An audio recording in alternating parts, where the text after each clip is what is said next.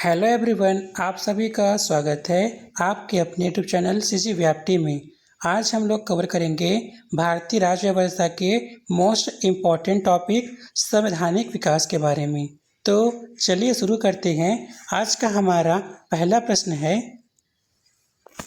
1773 के regulating act के तहत कलकत्ता में स्थापित उच्चतम न्यायालय के प्रथम मुख्य न्यायाधीश कौन थे? Option A sir Elijah Impey, option B sir John Hyde, option C sir Robert Chambers या फिर ऑप्शन डी लॉर्ड कैनिंग। इस प्रश्न का सही उत्तर है option A sir Elijah Impey. इसकी व्याख्या देखते हैं। सर एलिजा इम्पे 1773 के रेगुलेटिंग एक्ट के द्वारा 1774 में कलकत्ता में सुप्रीम कोर्ट की स्थापना हुई थी, जिसके मुख्य न्यायाधीश सर एलिजा इम्पे थे। अगला प्रश्न है,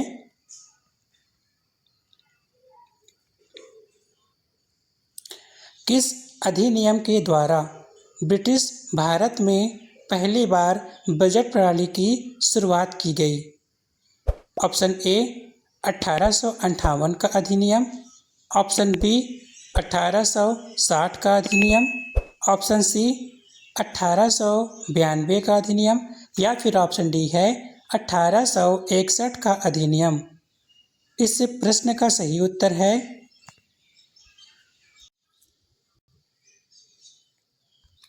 ऑप्शन बी 1860 का अधिनियम। इसकी व्याख्या को देखते हैं। भारत में पहली बार बजट पेश करने का श्रेय जेम्स विल्सन को जाता है, जो 1860 के अधिनियम के तहत हुआ था। अगला प्रश्न है, 1909 के मार्ले मिंटो सुधार का मुख्य उद्देश्य क्या था?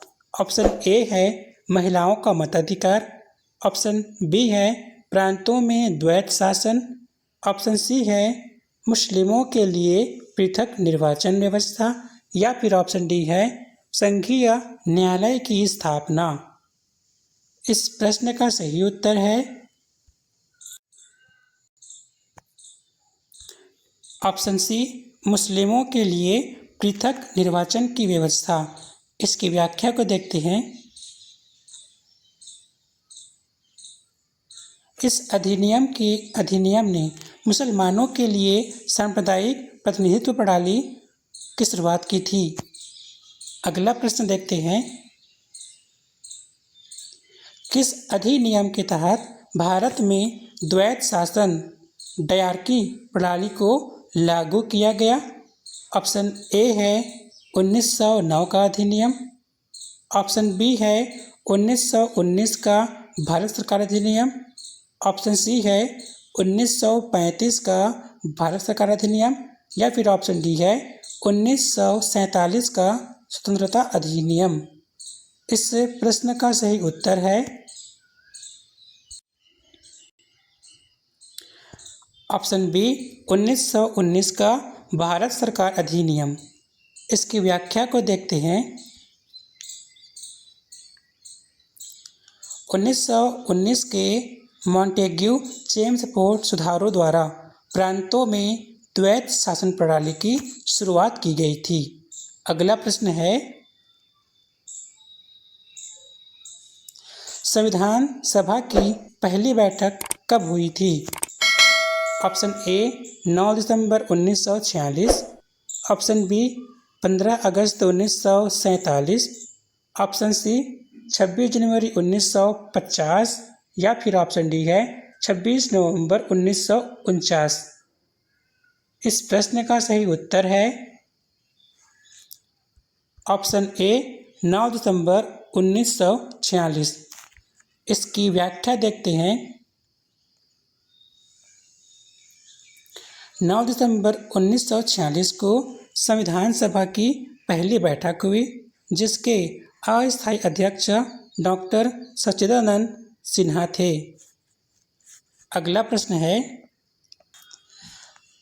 किस एक्ट के माध्यम से वायसराय को अध्यादेश ऑर्डिनेंस जारी करने की शक्ति दी गई? ऑप्शन ए 1861 का अधिनियम, ऑप्शन बी 1892 का अधिनियम, ऑप्शन सी 1909 का अधिनियम या फिर ऑप्शन डी है 1919 का अधिनियम। इस प्रश्न का सही उत्तर है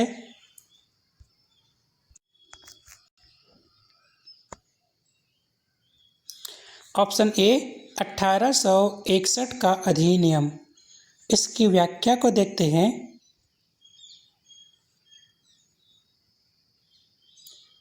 1861 के एक्ट ने वायसराय को आपातकाल में अध्यादेश जारी करने का अधिकार दिया, जो 6 महीने तक प्रभावी रहता था। अगला प्रश्न है, प्रांतीय स्वायत्तता प्रोविंशियल ऑटोनॉमी किस अधिनियम की प्रमुख विशेषता थी? ऑप्शन ए 1892 का अधिनियम, ऑप्शन बी 1909 का अधिनियम, ऑप्शन सी 1919 का अधिनियम या फिर ऑप्शन डी 1935 का भारत सरकार अधिनियम। इस प्रश्न का सही उत्तर है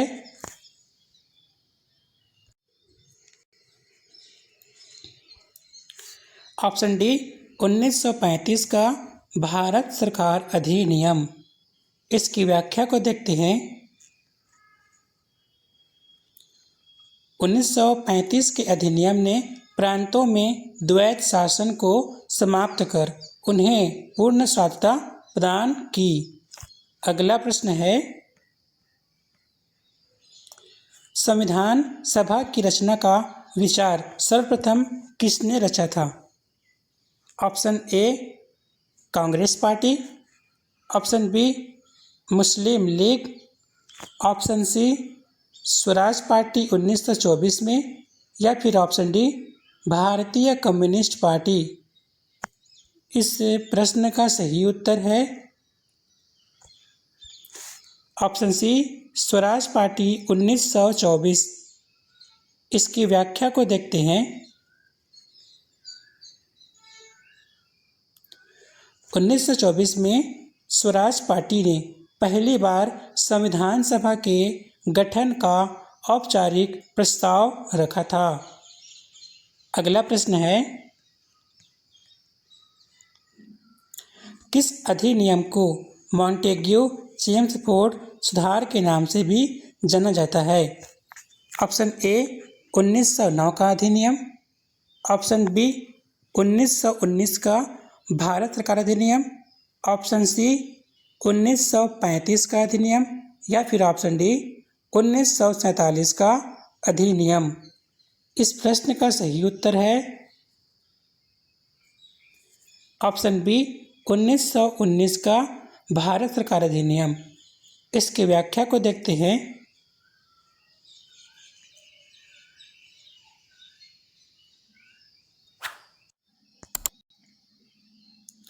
मॉन्टेग्यू उस समय भारत सचिव थे और चेम्सफोर्ड वायसराय थे, इसलिए इस अधिनियम को मॉन्टेग्यू चेम्सफोर्ड सुधार कहते हैं। अगला प्रश्न है, संविधान सभा के संवैधानिक सलाहकार कौन थे?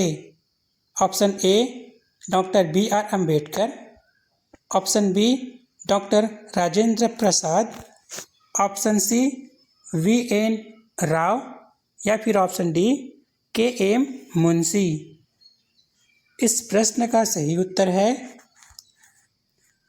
Option C BN Rao. इसकी व्याख्या देखते हैं। सर BN राव संविधान सभा के संवैधानिक सलाहकार थे। इनका पूरा नाम है वेनेगल नरसिंह राव। अगला प्रश्न है, अखिल भारतीय संघ ऑल इंडिया फेडरेशन स्थापित करने का प्रावधान किसमें था? ऑप्शन ए 1909 का अधिनियम, ऑप्शन बी 1919 का एक्ट, ऑप्शन सी 1935 का एक्ट, या फिर ऑप्शन डी 1947 का एक्ट। इस प्रश्न का सही उत्तर है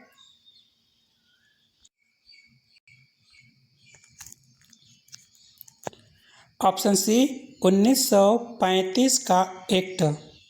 इसकी व्याख्या को देखते हैं। 1935 के अधिनियम में ब्रिटिश भारत और देशी रियासतों को मिलाकर एक संघ बनाने का प्रस्ताव था। अगला प्रश्न है, भारत के राज्य सचिव सेक्रेटरी ऑफ स्टेट का पद किस अधिनियम में बना? ऑप्शन ए 1858 का अधिनियम, ऑप्शन बी 1861 का अधिनियम, ऑप्शन सी 1892 का अधिनियम, या फिर ऑप्शन डी है 1909 का अधिनियम। इस प्रश्न का सही उत्तर है ऑप्शन ए 1858 का अधिनियम। इसकी व्याख्या देखते हैं। 1858 के अधिनियम द्वारा भारत का शासन कंपनी से ब्रिटिश क्राउन के पास चला गया। अगला प्रश्न है, संविधान सभा की प्रारूप समिति ड्राफ्टिंग कमेटी के अध्यक्ष थे। Option A Jawaharlal Nehru, option B doctor B.R. Ambedkar, option C Vallabhbhai Patel, या फिर ऑप्शन डी J.B. कृपलानी। इस प्रश्न का सही उत्तर है option B doctor B.R. Ambedkar ji. इनकी व्याख्या देखते हैं। 29 अगस्त 1947 को प्रारूप समिति गठित हुई, जिसके अध्यक्ष डॉक्टर B.R. अम्बेडकर जी थे। अगला प्रश्न है, किस एक्ट ने ईसाई मिशनरियों को धर्म प्रचार की अनुमति दी? ऑप्शन ए 1793 का चार्टर एक्ट, ऑप्शन बी 1813 का चार्टर एक्ट, ऑप्शन सी 1833 का चार्टर एक्ट, ऑप्शन डी 1853 का चार्टर एक्ट। इस प्रश्न का सही उत्तर है ऑप्शन बी 1813 का चार्टर एक्ट। इसकी व्याख्या देखते हैं।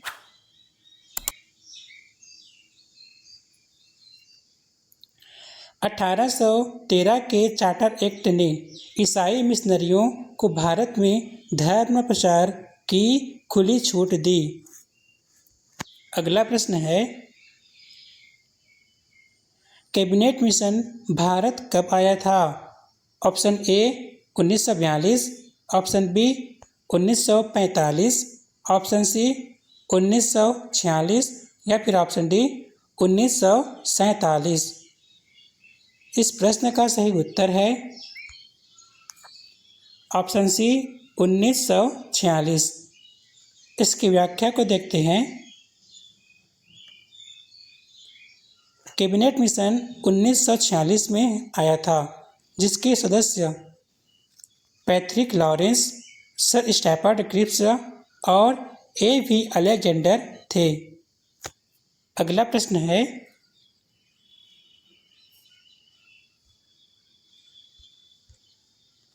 भारतीय संविधान को कब अंगीकार किया गया? ऑप्शन ए 26 नवंबर 1949, ऑप्शन बी 26 जनवरी 1950, ऑप्शन सी 15 अगस्त 1947, या फिर ऑप्शन डी 9 दिसंबर 1946 को। इस प्रश्न का सही उत्तर है ऑप्शन ए 26 नवंबर 1949 को। इसकी व्याख्या को देखते हैं।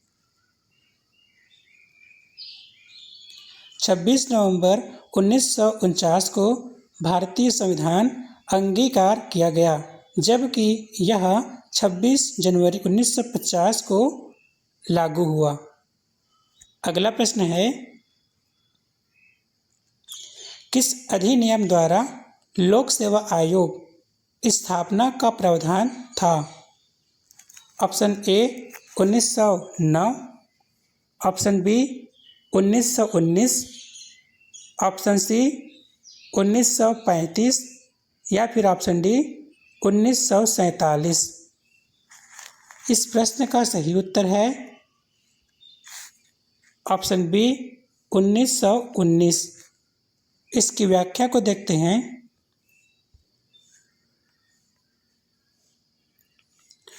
उन्नीस सौ 19 के अधिनियम के आधार पर वर्ष 1926 में लोक सेवा आयोग की स्थापना हुई।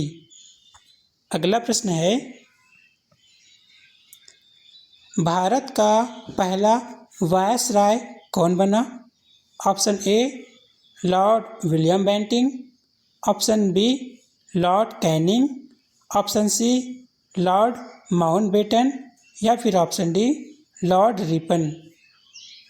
इस प्रश्न का सही उत्तर है ऑप्शन बी लॉर्ड कैनिंग। इसकी व्याख्या को देखते हैं। 1858 के अधिनियम के बाद गवर्नर जनरल वायसराय कहलाने लगा और लॉर्ड कैनिंग भारत के पहले वायसराय बने। अगला प्रश्न है,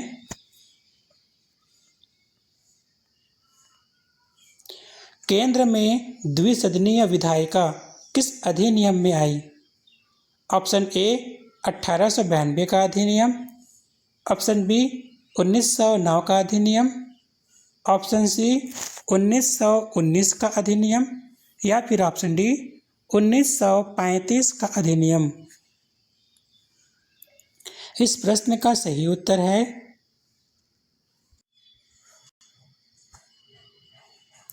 ऑप्शन सी 1919 का अधिनियम।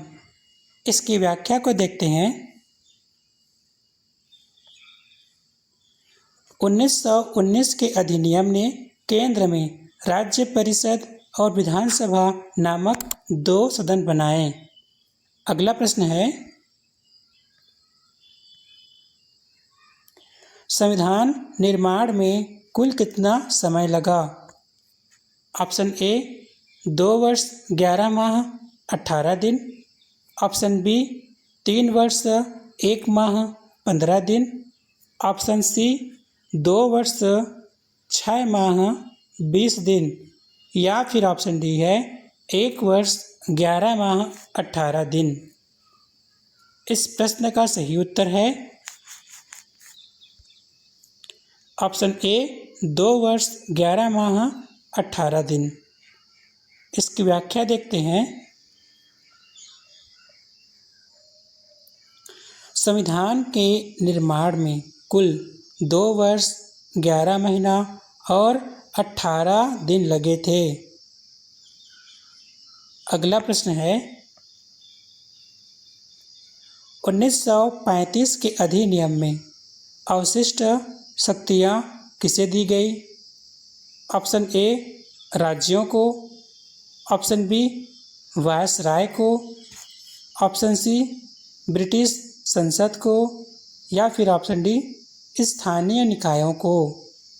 इस प्रश्न का सही उत्तर है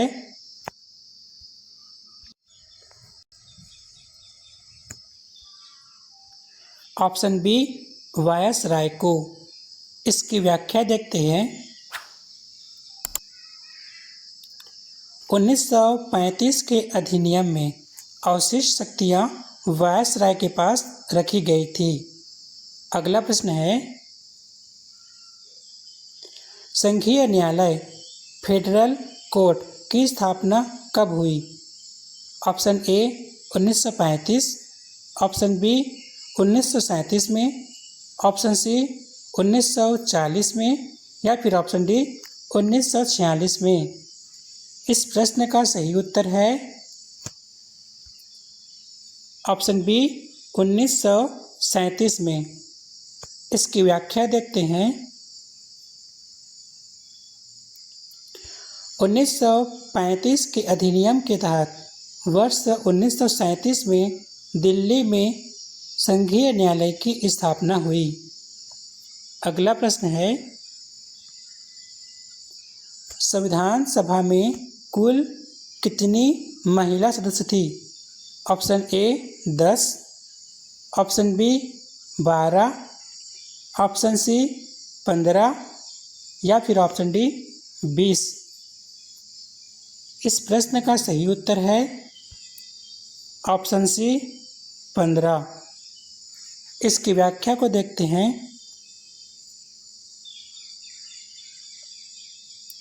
संविधान सभा की कुल महिला सदस्यों की संख्या 15 थी। अगला प्रश्न है, भारत में पहली बार द्विसदनीय विधायिका कब शुरू हुई? Option A 1909, option B 1919, option C 1935 या फिर ऑप्शन डी 1861। इस प्रश्न का सही उत्तर है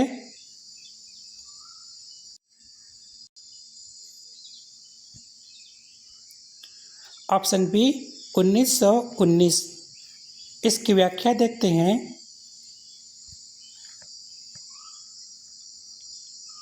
1919 के अधिनियम द्वारा केंद्र में पहली बार द्विसदनीय विधायिका बनी। अगला प्रश्न है, व्यापारिक एकाधिकार पूरी तरह समाप्त किस एक्ट में हुआ? ऑप्शन ए 1813 का एक्ट, ऑप्शन बी 1833 का एक्ट, ऑप्शन सी 1853 का एक्ट या फिर ऑप्शन डी 1773 का एक्ट। इस प्रश्न का सही उत्तर है ऑप्शन बी 1833 का एक्ट। इसकी व्याख्या को देखते हैं। 1833 के एक्ट ने कंपनी के व्यापारिक एकाधिकार को पूरी तरह खत्म कर प्रशासनिक निकाय बना दिया। अगला प्रश्न है, संविधान सभा की झंडा समिति के अध्यक्ष थे? Option A J B. Kripalani, option B doctor Rajendra Prasad, option C Jawaharlal Nehru या फिर ऑप्शन डी बी.आर. अम्बेडकर। इस प्रश्न का सही उत्तर है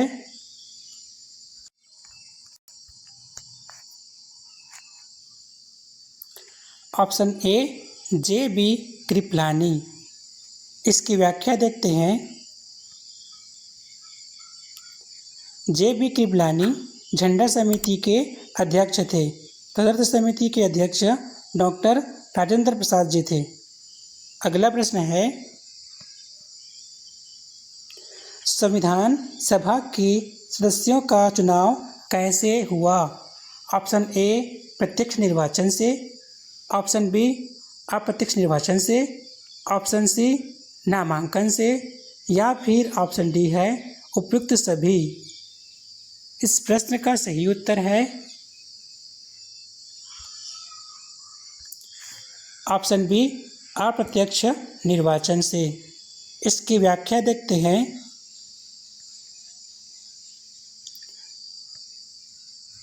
संविधान सभा के सदस्यों का चुनाव प्रांतीय विधानसभाओं द्वारा अप्रत्यक्ष निर्वाचन पद्धति से हुआ था।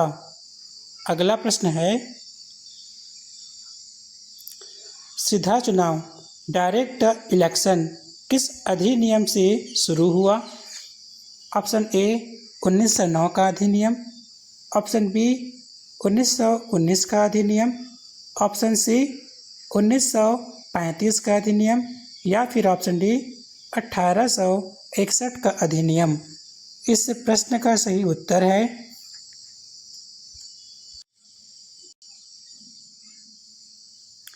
ऑप्शन बी 1919 का अधिनियम। इसकी व्याख्या को देखते हैं। 1919 के अधिनियम ने सीमित मताधिकार के आधार पर प्रत्यक्ष चुनाव शुरू किया। अगला प्रश्न है, संविधान सभा किस योजना के तहत बनी? ऑप्शन ए माउंटबेटन योजना, ऑप्शन बी है कैबिनेट मिशन योजना, ऑप्शन सी है क्रिप्स मिशन योजना या फिर ऑप्शन डी है बेवेल योजना। इस प्रश्न का सही उत्तर है ऑप्शन बी कैबिनेट मिशन योजना। इसकी व्याख्या देखते हैं। संविधान सभा का गठन कैबिनेट मिशन योजना की सिफारिशों के आधार पर हुआ था। अगला प्रश्न देखते हैं, भारतीय संविधान का मैग्ना कार्टा किसे कहा जाता है? ऑप्शन ए प्रस्तावना को, ऑप्शन बी भाग 3, ऑप्शन सी भाग 4 को या फिर ऑप्शन डी अनुसूची 1 को। इस प्रश्न का सही उत्तर है ऑप्शन बी भाग 3 को। इसकी व्याख्या देखते हैं। मूल अधिकार जो कि भाग 3 में है को भारतीय संविधान का मैग्ना कार्टा कहा जाता है। मूल अधिकार अनुच्छेद 12 से अनुच्छेद 35 तक है। अगला प्रश्न है, विभागीय प्रणाली पोर्टफोलियो सिस्टम की शुरुआत कब हुई? ऑप्शन ए 1858 में, ऑप्शन बी 1859 में, ऑप्शन सी 1861 या फिर ऑप्शन डी 1892। इस प्रश्न का सही उत्तर है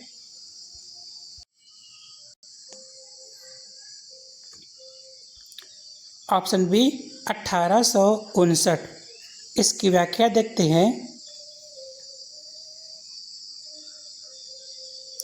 पोर्टफोलियो प्रणाली 1859 में लॉर्ड कैनिंग ने शुरू की थी। अगला प्रश्न है, बंगाल के गवर्नर जनरल को भारत का गवर्नर जनरल कब बनाया गया? Option A 1773, option B 1813, option C 1833 का एक्ट या फिर ऑप्शन डी 1858 का एक्ट। इस प्रश्न का सही उत्तर है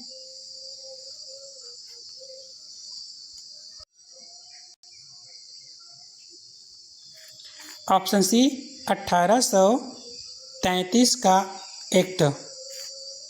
इसकी व्याख्या देखते हैं। 1833 के चार्टर एक्ट के द्वारा लॉर्ड विलियम बेंटिंक को भारत का पहला गवर्नर जनरल बनाया गया था। अगला प्रश्न है, संविधान सभा के स्थायी अध्यक्ष थे? Option A doctor Sachchidanand Sinha ji, option B doctor Rajendra Prasad ji, option C Jawaharlal Nehru या फिर ऑप्शन डी वल्लभ भाई पटेल। इस प्रश्न का सही उत्तर है option B doctor Rajendra Prasad जी। इसकी व्याख्या देखते हैं। डॉक्टर राजेंद्र प्रसाद जी संविधान सभा के स्थायी अध्यक्ष बने। अगला प्रश्न है, सांप्रदायिक निर्वाचन का विस्तार सिखों पर कब हुआ? ऑप्शन ए 1909 का अधिनियम, ऑप्शन बी 1919 के अधिनियम, ऑप्शन सी 1935 का अधिनियम या फिर ऑप्शन डी 1947 का अधिनियम। इस प्रश्न का सही उत्तर है ऑप्शन बी 1919 का अधिनियम। इसकी व्याख्या देखते हैं। 1919 के अधिनियम ने इसे मुसलमानों के अलावा सिखों और ईसाइयों के लिए भी बढ़ा दिया। अगला प्रश्न है, डोमिनियन स्टेट का दर्जा देने की मांग किस योजना में थी? Option A Cripps mission, option B cabinet mission, option C Mountbatten योजना या फिर ऑप्शन डी इनमें से कोई नहीं। इस प्रश्न का सही उत्तर है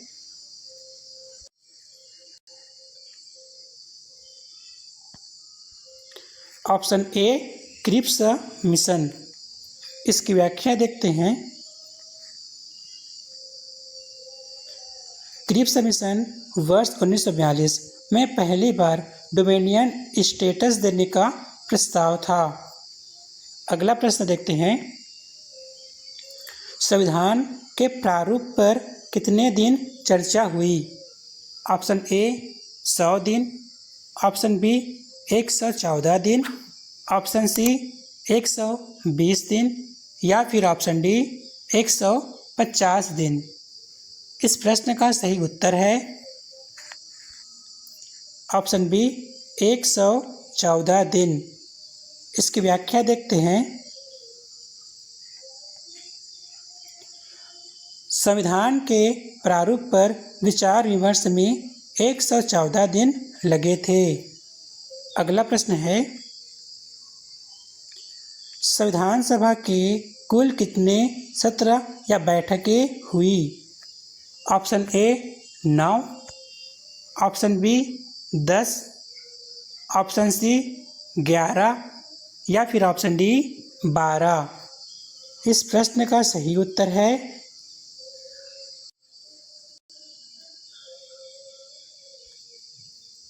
ऑप्शन सी 11। इसकी व्याख्या को देखते हैं। संविधान के निर्माण के लिए संविधान सभा के कुल 11 सत्र या 11 बैठकें हुई। अगला प्रश्न है, भारतीयों की भागीदारी शासन में कब शुरू हुई? Option A 1858, option B 1861, option C 1892 या फिर ऑप्शन डी 1909। इस प्रश्न का सही उत्तर है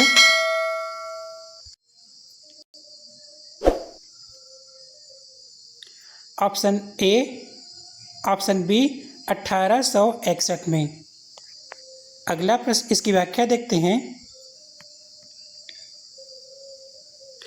1861 के अधिनियम द्वारा वायसराय की परिषद में भारतीयों को मनोनीत करने का प्रावधान हुआ। अगला प्रश्न है, संविधान सभा का प्रतीक सिंबल क्या था?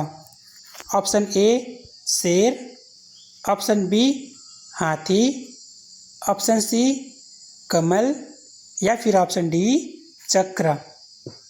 इस प्रश्न का सही उत्तर है ऑप्शन बी हाथी। इसकी व्याख्या देखते हैं। संविधान सभा के लिए हाथी को प्रतीक के रूप में अपनाया गया था। अगला प्रश्न है, भारतीय संविधान के जनक कौन है? Option A Mahatma Gandhi ji, option B doctor BR Ambedkar ji, option C Jawaharlal Nehru ji या फिर option D doctor Rajendra Prasad ji. इस प्रश्न का सही उत्तर है option B doctor BR Ambedkar ji. इसकी व्याख्या देखते हैं। संविधान निर्माण में इनकी भूमिका के कारण इन्हें संविधान का जनक कहा जाता है। अगला प्रश्न है, प्रत्यायोजित विधान की नींव किस एक्ट ने रखी? Option A 1861, option B 1892, option C 1909 या फिर ऑप्शन डी 1919 का एक्ट। इस प्रश्न का सही उत्तर है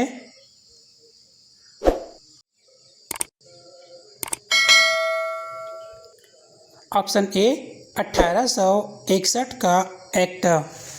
इसकी व्याख्या देखते हैं। 1861 यह अधिनियम वायसराय को नए कानून बनाने का अधिकार देता था। अगला प्रश्न है, संविधान सभा के लिए चुनाव संपन्न हुए।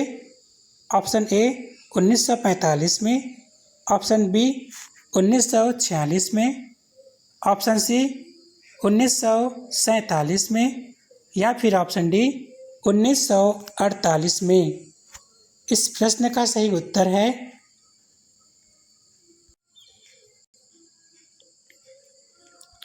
ऑप्शन बी 1946 में। इसकी व्याख्या देखते हैं। जुलाई अगस्त 1946 में चुनाव आयोजित किए गए थे। अगला प्रश्न है, संविधान निर्माण हेतु कितनी समितियां थी। Option A 10, option B 15, option C 22 या फिर ऑप्शन डी 25। इस प्रश्न का सही उत्तर है ऑप्शन सी 22। इसकी व्याख्या देखते हैं। संविधान निर्माण के लिए कुल 22 प्रमुख समितियों का गठन किया गया था। अगला प्रश्न है, प्रांतों में आंशिक स्वायत्तता कब मिली। Option A 1909, option B 1919, option C 1935 या फिर ऑप्शन डी 1947। इस प्रश्न का सही उत्तर है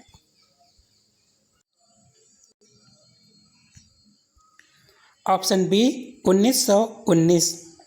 इसकी व्याख्या देखते हैं। 1919 के अधिनियम द्वारा प्रांतों में द्वैत शासन से सीमित उत्तरदायी शासन मिला। अगला प्रश्न है, स्वतंत्रता अधिनियम 1947 कब प्रभावी हुआ। ऑप्शन ए 15 अगस्त 1947 को, ऑप्शन बी 14 अगस्त 1947 को, ऑप्शन सी 26 जनवरी 1950 को या फिर ऑप्शन डी 1 जुलाई 1947 को। इस प्रश्न का सही उत्तर है ऑप्शन ए 15 अगस्त 1947 को। इसकी व्याख्या देखते हैं।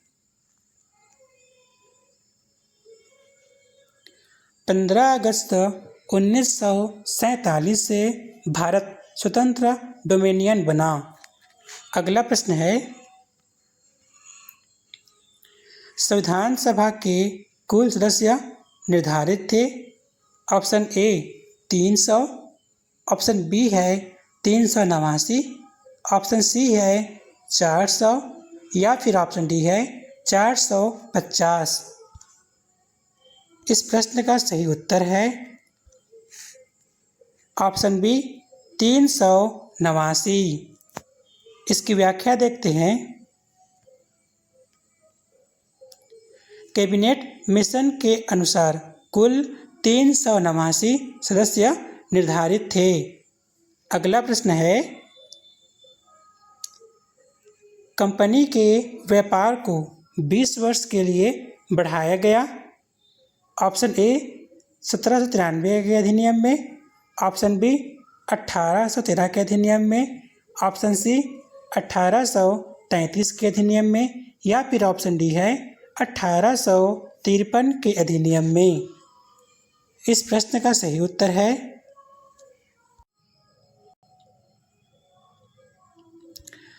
ऑप्शन बी 1813 के अधिनियम में। इसकी व्याख्या को देखते हैं।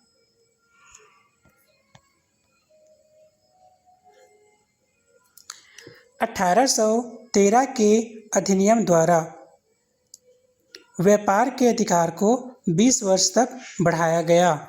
अगला प्रश्न है, प्रारूप समिति के एकमात्र कांग्रेसी सदस्य कौन थे? Option A K M. Munshi, option B Alladi Krishnaswami Ayyar, option C N Gopalaswami या फिर ऑप्शन डी टी कृष्णाचारी। इस प्रश्न का सही उत्तर है ऑप्शन ए के.एम. मुंशी। इसकी व्याख्या देखते हैं। के.एम. मुंशी प्रारूप समिति में शामिल थे। अगला प्रश्न है,